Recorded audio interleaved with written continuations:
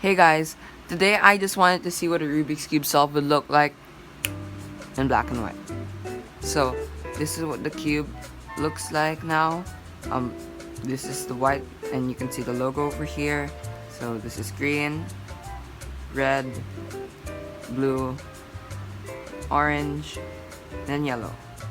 Yeah. Now, let's scramble guys.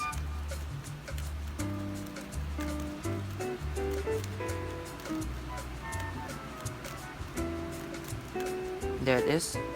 That's what it looks like to you guys. There you go. So let's inspect now.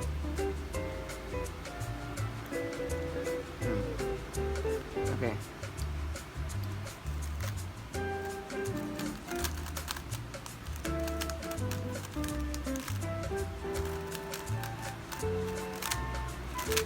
There you go. There you go. And it's solved now. So that's what it looks like now. 13.84.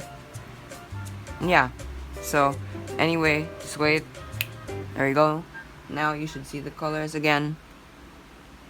There you go. So yeah guys, that was just a really quick experiment. I hope you enjoyed, and anyway, bye for now.